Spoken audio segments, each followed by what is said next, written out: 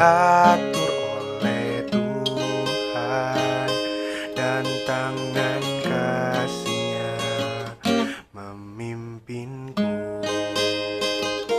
Di tengah badai dunia menakutkan, hatiku tetap tenang teduh. Tiap langkahku, ku tahu Tuhan yang pimpin ke tempat tinggi, ku diantarnya. Hingga sekali nanti aku tiba di rumah Bapa sorga yang bakal. Hingga sekali nanti aku tiba di rumah Bapa sorga yang bakal.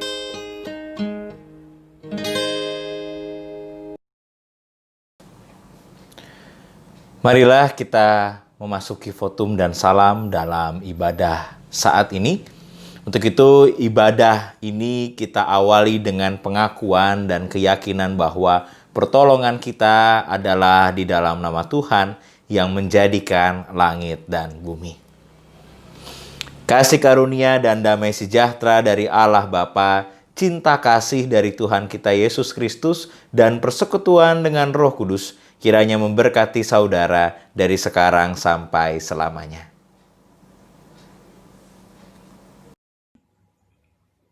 Percayalah kepada Tuhan dan berlakulah yang baik. Diamlah di negeri dan berlakulah setia.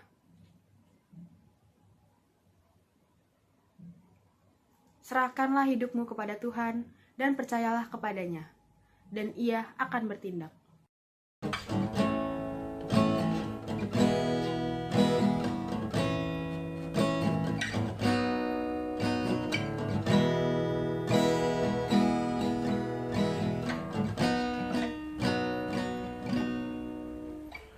Banyak perkara yang tak dapat ku mengerti.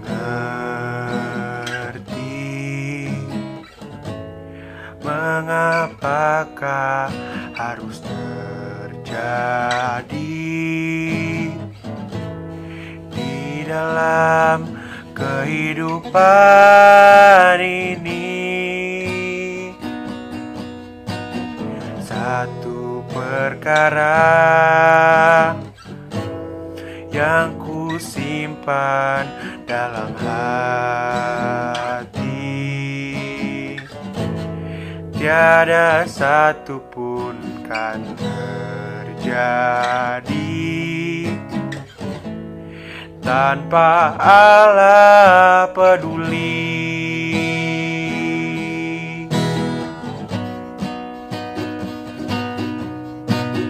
Allah mengerti, Allah peduli segala persoalan yang kita hadapi.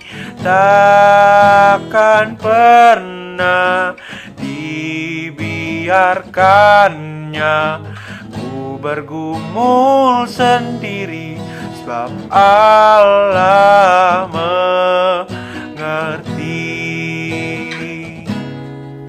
Sebab Allah mengerti.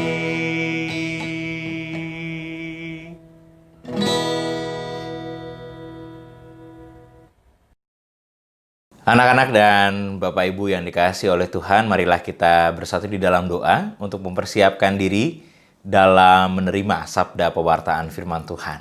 Untuk itu, mari kita berdoa. Kami bersyukur kepadamu Tuhan atas apa yang boleh kami alami hari ini.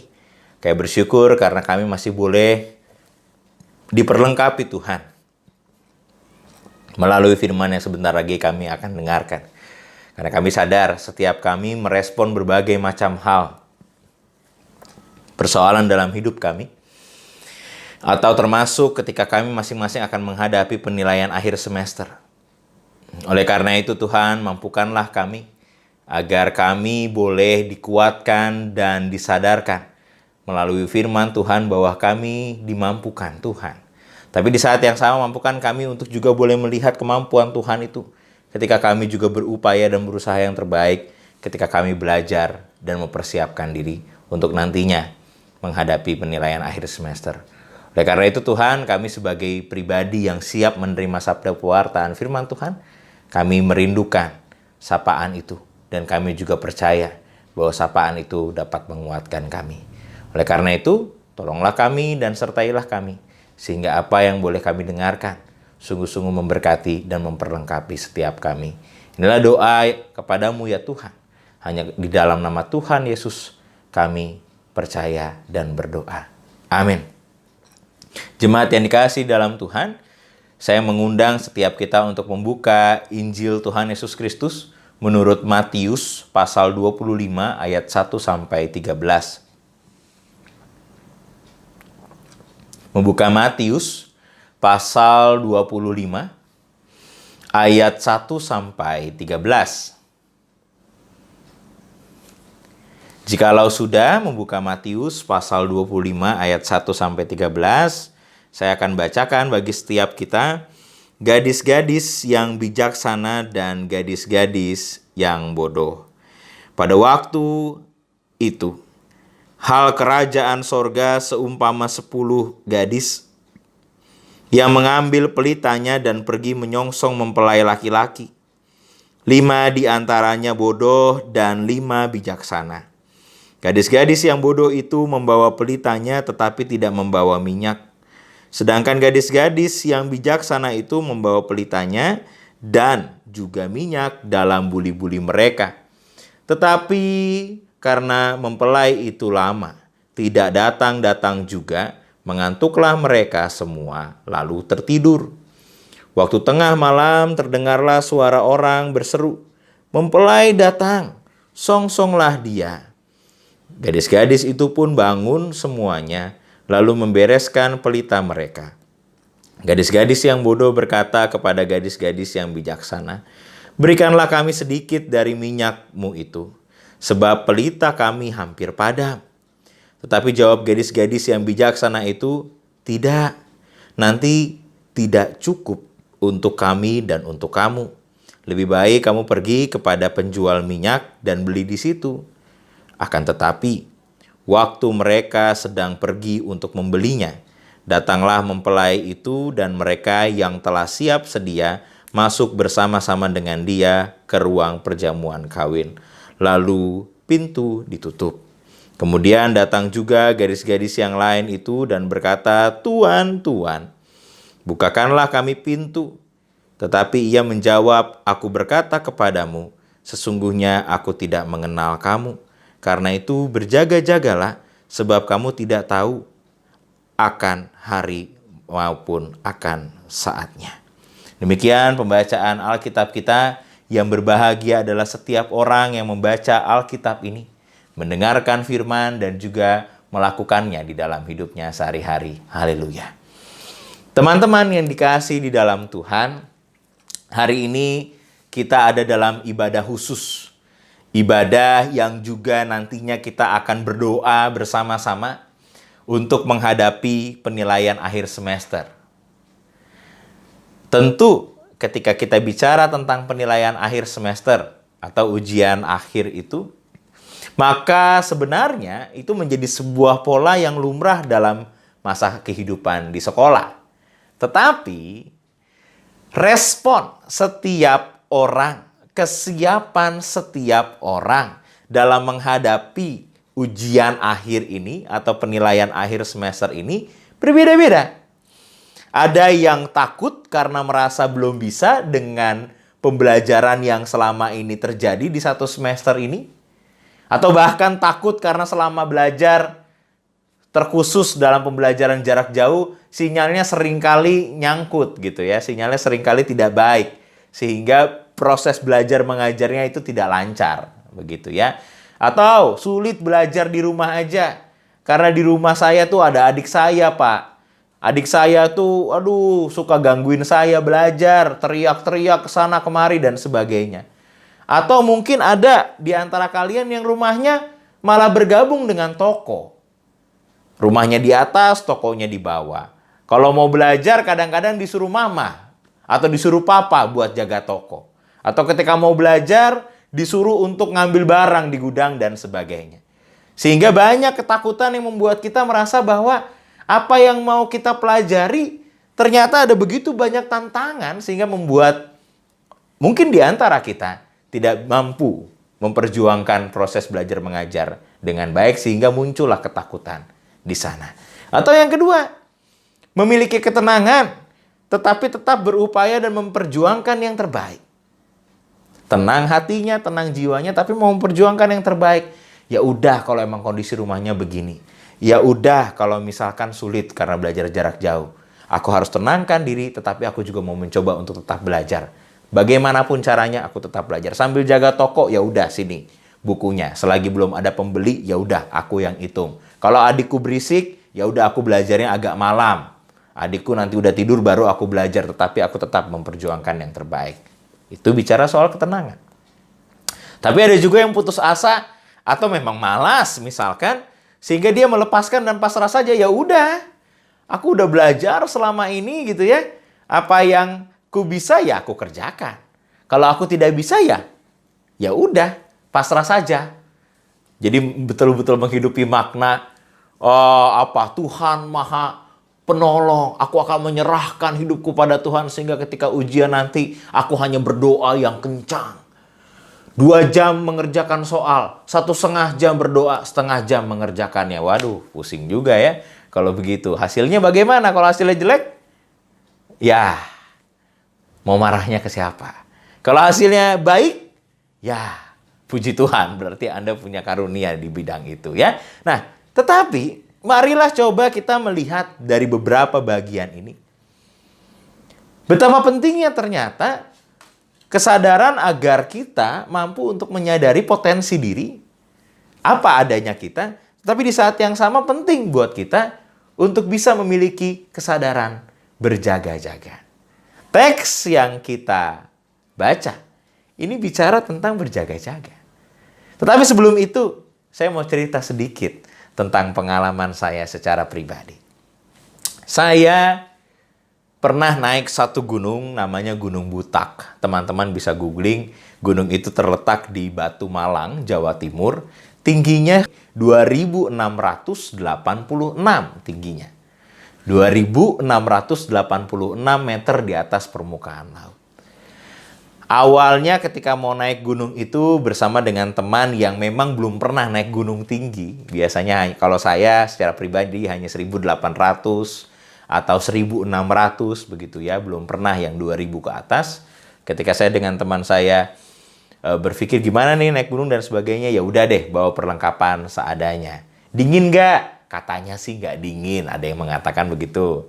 Maksudnya nggak terlalu dingin begitu. Ya udah bawa jaket aja, celana pendek aja begitu ya. Biar nanti naik gunungnya melewati hutan, kalau ada ranting-ranting kecil lebih ringan, lebih gampang begitu ya. Jadi persiapannya awalnya dari Bekasi, tempat saya tinggal, kayaknya nggak terlalu lengkap. Kenapa saya bisa menyadari hal itu? Karena ketika saya sudah di Batu, 1 hari persis sebelum pergi, kan gunungnya agak kelihatan tuh ya. Dari Batu tuh gunungnya kelihatan ketika harinya sedang cerah. Ketika gunungnya tinggi sekali kelihatannya, wah, kayaknya ini persiapannya harus jauh lebih baik dan lengkap. Kenapa saya bisa mengatakan itu? Karena saya sedang riset berapa lama naik gunung itu. 6 sampai 8 jam. Ada artikel yang mengatakan seperti itu. Kalau 6 sampai 8 jam, tapi gunungnya setinggi itu kayaknya itu orang hebat sekali. Kayaknya saya nggak bisa segitu deh. Ya udah, kita mempersiapkan jauh lebih matang lagi sehari sebelum. Persis. Jadi apa yang saya lakukan? Saya beli celana panjang. Karena saya merasa kok kayaknya dingin gunung itu. Jadi saya beli celana panjang outdoor di Batu Malang. Lalu saya beli alat masak. Ya, alat masak spesial untuk gunung. Ini saya plastikan agar bisa lebih awet karena saya belum ada rencana naik gunung lagi. Begitu ya. Jadi saya beli alat masak di Batu itu, begitu ya. Jadi ini buat kalau teman-teman suatu saat nanti naik gunung ya, biasanya yang sebesar ini buat pan fried. Wah, gaya sekali ya. Buat goreng-goreng biasanya. Nah, kalau yang sebesar ini buat rebus-rebus, baik itu soto atau sop atau indomie di sini begitu ya. Ini yang lebih kecil lagi biasanya buat bikin telur dadar begitu ya. Nah, harus bawa ini jadinya. Kenapa? Karena pasti kayaknya di tengah jalan lapar. Jadi kalau mau masak tinggal buka, dan perjalanannya jauh, kita masaknya agak berat. Jadi makanannya nggak cuman makanan nggak cuman makanan ringan, tetapi kita harus bicara juga soal makanan berat, Indomie dan sebagainya. Tidak hanya itu, karena lihat gunungnya tinggi, ya kompornya pasti dibawa, tapi gas yang seperti ini juga harus dibawa. 2 bahkan kami waktu itu bawanya. Sehingga kalau habis ya tidak kesulitan, karena di atas gunung nggak ada warung dan sebagainya. Jadi harus mempersiapkan yang terbaik, apa yang bisa dibawa selagi muat dan selagi itu baik, tidak menyusahkan kita, malah menolong kita, bawa. Jadi saya bawa, begitu ya. Nah, ketika jalan, kami jalan kaki mulai jam 8 pagi. Jalan begitu ya. Ya kalau 6 jam harapannya, mulai jam 10 pagi ya. Kalau jalan kurang lebih 6 jam, berarti harusnya sore itu sudah bisa sampai logikanya.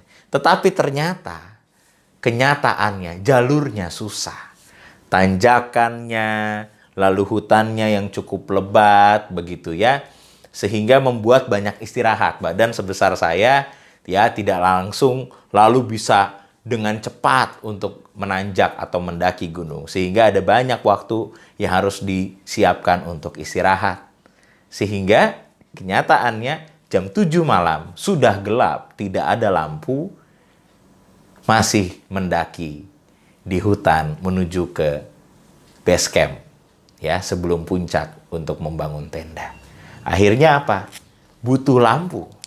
Ya, butuh lampu di bawah, yang ini ditaruhnya di jidat gitu ya. Untuk apa? Untuk menerangi kondisi yang ada di sekitar. Puji Tuhannya saat itu saya bawa 2 lampu yang seperti ini. Kenapa?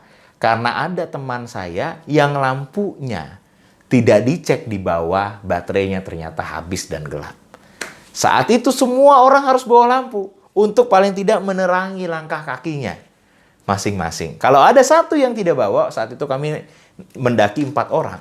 Berarti 1 orang itu akan kesulitan dia untuk melihat jalan yang dia akan tapaki. Puji Tuhannya saya bawa 2, saya bisa kasih ke dia dan dia pakai. Nah, akhirnya ya kurang lebih jam 9 sudah bisa sampai di atas gunung, dalam arti di base camp, bisa bangun tenda, bisa masak, bisa makan, dan puji Tuhannya lagi ternyata Tuhan Yesus itu baik sekali. Jam 10 ketika mau tidur baru badai besar, hujan.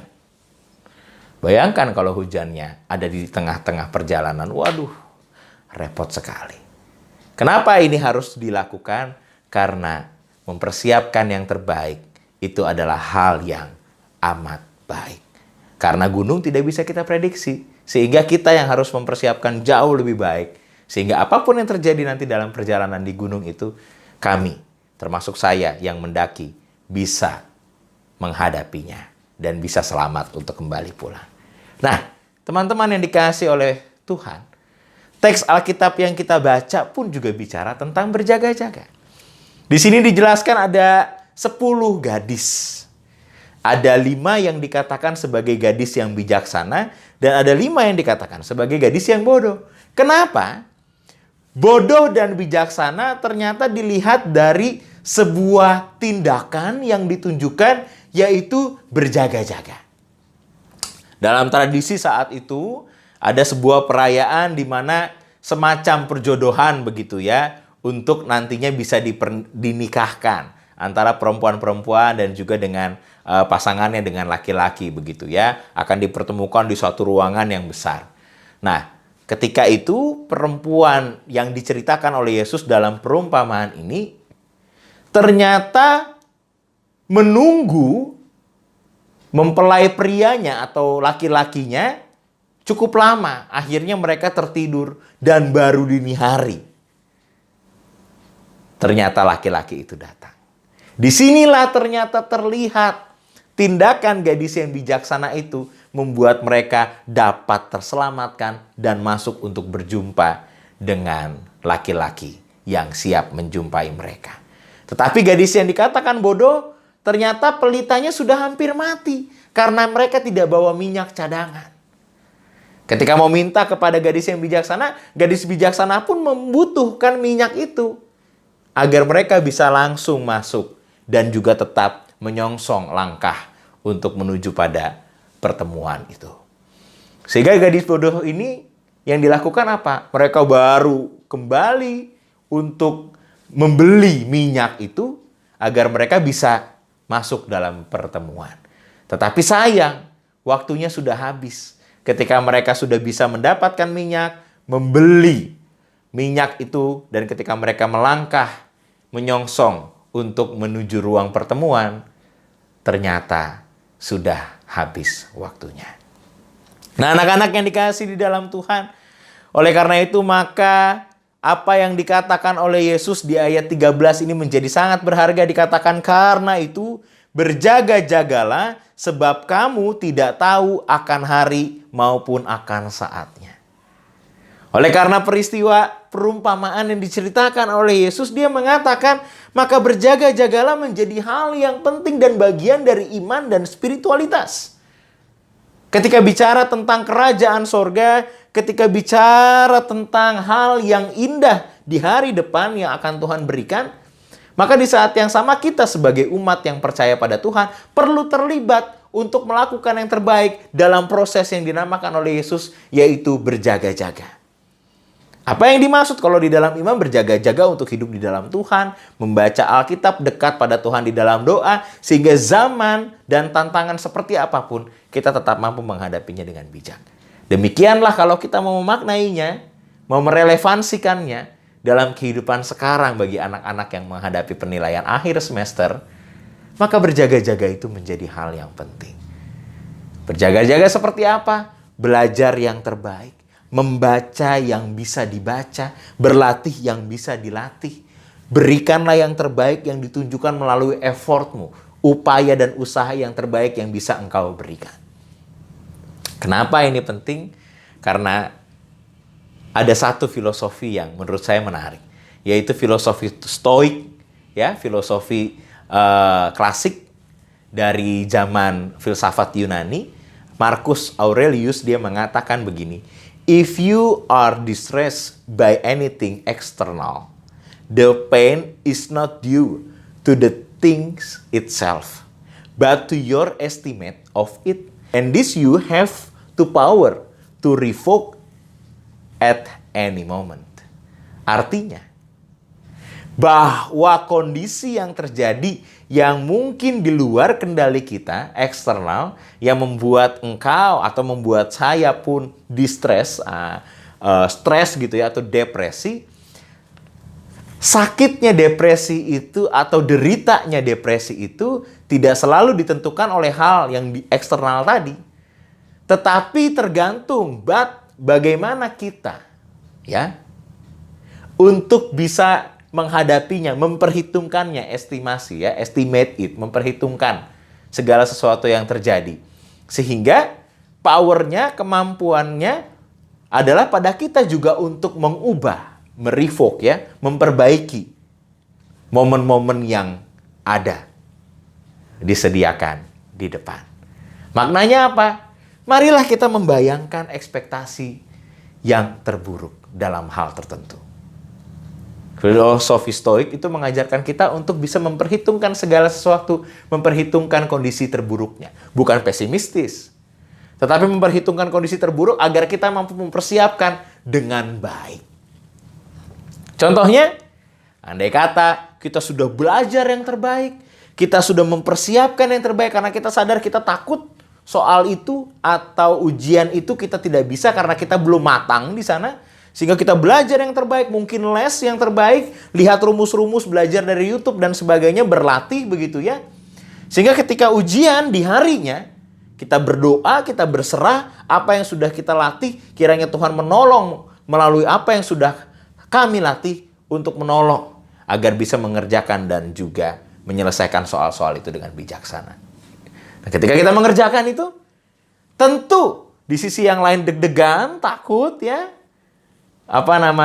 Momen dan perasaannya, adrenalinnya di situ. Tapi di sisi yang lain kita mengerjakan soal itu. Setelah selesai, tentu biasanya kalau di zaman sekolah yang saya pernah alami, ketika selesai ujian maka keluar yang diomongin tuh soalnya. Soalnya gini, jawabannya gimana ya? Soal yang itu lu bisa nggak dan sebagainya. Umumnya ada orang yang mengatakan, kayaknya gua nggak bisa nih. Mungkin Anda juga pernah mengatakan dan pernah menghadapinya. Aduh, aku berdoa aja deh. Semoga dapat nilai yang baik. Kayaknya gua nggak bisa deh. Gitu ya. Tapi ketika hadir, dibagikan soalnya, ternyata Anda dapat 85. Kegembiraannya itu luar biasa. Kenapa? Karena kita merasa kita nggak bisa walaupun kita sudah berlatih dan mengerjakannya.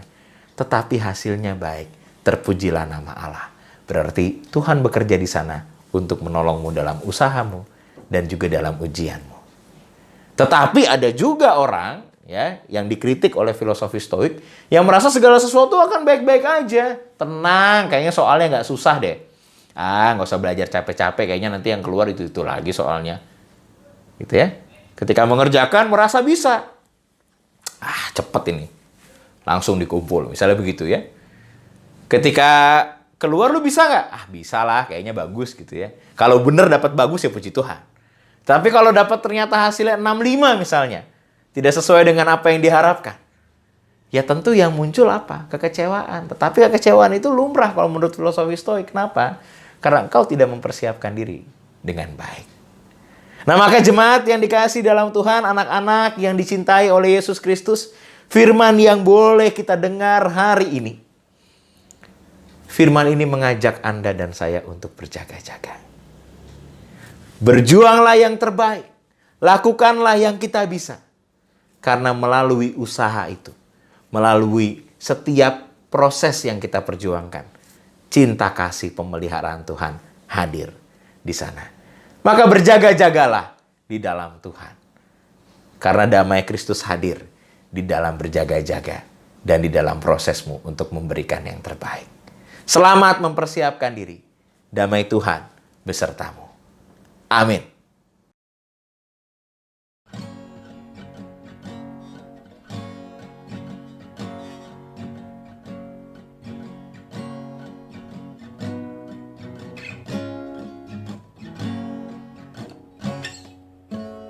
Apapun juga menimpamu, Tuhan menjagamu.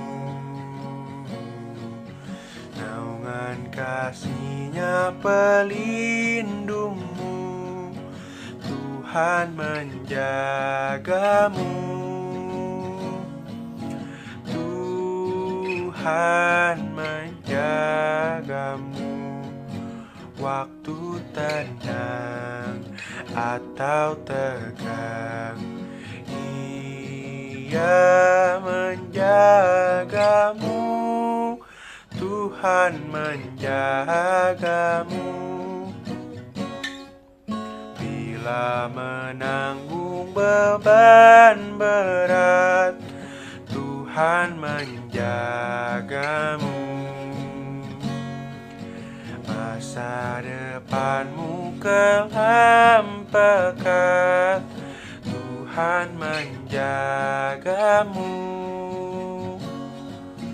Tuhan menjagamu.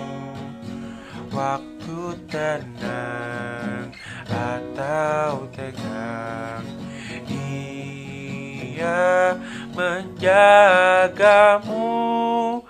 Tuhan menjagamu.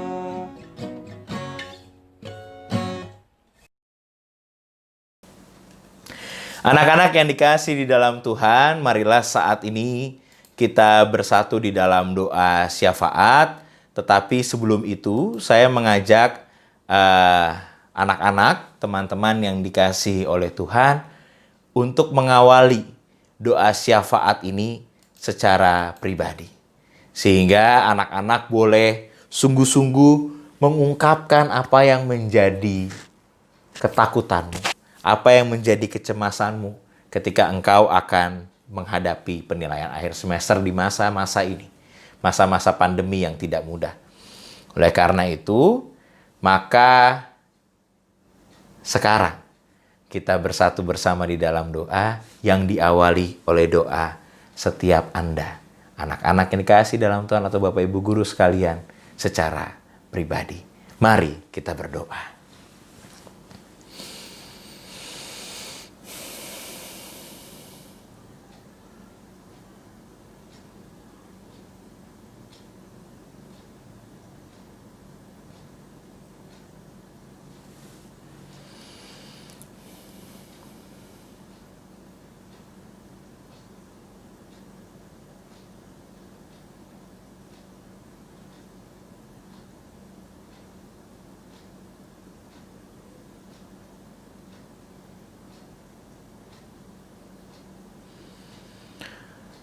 Ya Tuhan, kami berdoa kepadamu di dalam segala lubuk hati terdalam kami. Kami mengungkapkan kepadamu tentang kondisi kami saat ini. Ada di antara kami yang mengalami ketakutan. Ada di antara kami yang mengalami kecemasan. Ada di antara kami yang mengalami kondisi di luar ekspektasi kami sehingga membuat kami ada dalam keraguan. Oleh karena itu Tuhan, terlebih ketika kami sebagai anak-Mu yang boleh diperlengkapi untuk belajar di SMAK 2 Penabur, untuk menghadapi penilaian akhir semester yang akan dilakukan dan dimulai atau diawali tanggal 23 November 2020 nanti. Oleh karena itu Tuhan, mampukan setiap kami untuk sungguh-sungguh dapat memiliki semangat, untuk dapat memiliki kesadaran agar kami dapat mempersiapkan yang terbaik yang dapat kami perjuangkan sebagai bagian dari iman pada Tuhan untuk berjaga-jaga. Sehingga di dalam ketakutan kami tidak melepaskan. Tetapi di dalam ketakutan kami malah semakin mempersiapkan diri. Di dalam keraguan kami tidak malah meninggalkan. Tetapi di dalam keraguan kami malah semakin mendekat dan mempersiapkan diri sambil berserah pada Allah agar Allah yang memelihara kami di dalam kuasa kasih Roh Kudus. Oleh karena itu Tuhan, ada banyak waktu dan kesempatan yang dapat kami manfaatkan untuk melatih diri menghadapi penilaian akhir semester. Karena kami sadar apapun yang terjadi di depan, kami menghadapi dan mempersiapkan dengan sebaik-baiknya. Sehingga kondisi apapun yang ada di depan nanti, kami mampu menghadapinya dengan penuh kebijaksanaan. Oleh karena itu Tuhan, perlengkapi kami. Penuhi kami. Sebagaimana firman Tuhan yang dikatakan dalam Yohanes pasal 14 ayat 1. Bahwa janganlah gelisah hatimu. Percayalah kepada Allah dan percayalah juga kepadaku. Yaitu engkau sendiri ya Yesus Kristus. Maka kami juga mau belajar untuk tidak terjebak dalam kegelisahan. Tetapi kami mau belajar untuk berserah penuh dan percaya kepada Allah. Sehingga apa yang boleh kami lakukan, itulah yang terbaik bagi Allah. Untuk itu perlengkapi kami, mampukan kami. Berikanlah ketekunan, ajarilah kami untuk berjuang. Sehingga apapun yang kami persiapkan, itulah yang terbaik, yang dimampukan bagi setiap kami dan diperlengkapi oleh Tuhan untuk membuat kami dapat menghadapi PAS, mengerjakan penilaian akhir semester itu dengan sukacita dan dengan pengucapan syukur oleh karena pertolongan Tuhan. Ya Tuhan, saat ini kami juga mau berdoa bagi persiapan penerimaan raport semester ganjil, agar guru-guru yang juga menjadi bagian dari persiapan ini boleh dimampukan Tuhan agar dalam proses penerimaan raport nanti dapat berjalan dengan baik di tengah-tengah kondisi pandemi yang tidak mudah ini. Kami juga mau berdoa bagi proses penerimaan siswa baru di tahun ajaran yang akan datang. Sehingga Tuhan menolong, Tuhan memampukan sehingga penerimaan siswa baru itu menjadi berkat buat sekolah, tetapi juga menjadi ajakan panggilan untuk mendidik mereka yang mau terlibat dalam sekolah tingkat lanjut atau sekolah menengah atas. Sehingga mereka boleh terpanggil untuk mau menjadi murid di SMAK Penabur 2, untuk boleh diperlengkapi di sana, untuk juga boleh menjadi bagian, untuk juga boleh menjadi karya kasih Tuhan di dalam iman, ilmu, dan pelayanan. Kami juga mau berdoa bagi usaha, pekerjaan, karya-karya yang diperjuangkan oleh orang tua kami. Di dalam masa yang sulit, kami mau berdoa agar orang tua kami Tuhan kuatkan. Tuhan mampukan, Tuhan perlengkapi. Sehingga di masa sulit ini, orang tua setiap kami boleh tetap memperjuangkan dan memberikan yang terbaik. Sehingga hasil dan berkat dari usaha yang mereka perjuangkan itu dapat diperlengkapi dan dicukupkan Tuhan. Sehingga orang tua kami boleh bertahan di tengah situasi pandemi yang sulit ini, tapi di saat yang sama boleh mengalami damai sejahtera dari Tuhan yang mencukupkan mereka, bahkan mencukupkan setiap kami. Nah, karena itu kami mau berdoa agar mereka, orang tua kami sehat-sehat, agar mereka, orang tua kami juga tetap berdoa dan setia di dalam iman. Sehingga apa yang terjadi kami percayakan damai Tuhanlah yang beserta. Kami juga mau berdoa saat ini Tuhan, bagi keadaan, kondisi bangsa kami Indonesia ini. Terlebih di beberapa minggu terakhir, begitu banyak peristiwa yang tidak jarang membuat kami pesimis atas pemulihan kondisi Indonesia di tengah-tengah pandemi COVID-19. Sehingga Tuhan sadarkanlah hati mereka, orang-orang yang masih mementingkan diri mereka sendiri, sehingga mereka juga boleh menyadari betapa pentingnya untuk menghindari kerumunan dan menahan diri untuk tidak melakukan aktivitas yang begitu besar.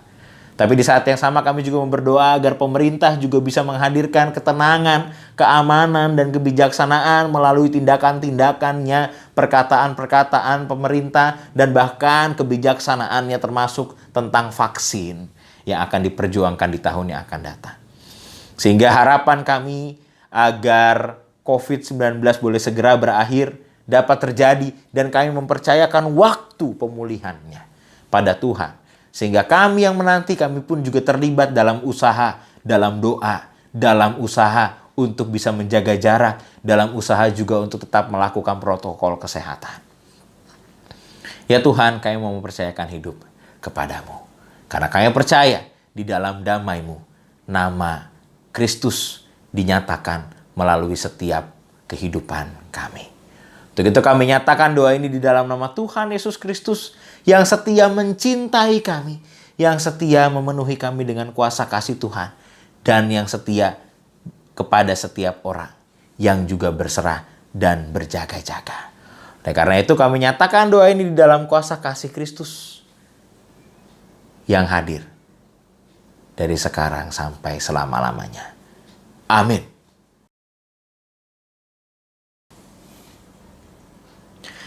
Anak-anak dan Bapak Ibu yang dikasihi oleh Tuhan, bagi setiap kita yang telah mendengar sabda firman Tuhan, yang mengajak dan menyadarkan kita betapa pentingnya untuk berjaga-jaga. Oleh karena itu, maka sekarang percayakanlah hidup pada Tuhan, berusaha dan berjaga-jagalah yang terbaik, sehingga karya pemeliharaan Tuhan nyata dalam hidup Anda dan hidup setiap kita. Oleh karena itu, maka percayakanlah hidupmu, terlebih ketika engkau akan mempersiapkan diri untuk menghadapi penilaian akhir semester, dan sekarang arahkanlah hatimu kepada Tuhan. Jadilah saksi Kristus. Terpujilah Tuhan. Untuk itu maka sekarang terimalah berkat dari Tuhan. Kasih karunia dari Allah Bapa di dalam damai dan pemeliharaan Tuhan Yesus Kristus melalui kuasa penyertaan Roh Kudus memampukan setiap engkau yang mempercayakan hidup dan berserah di dalam karya kasih Tuhan, sehingga karya berkat dan pemeliharaannya nyata di dalam hidupmu untuk memberkatimu dari sekarang ini sampai selama-lamanya. Haleluya. Amin.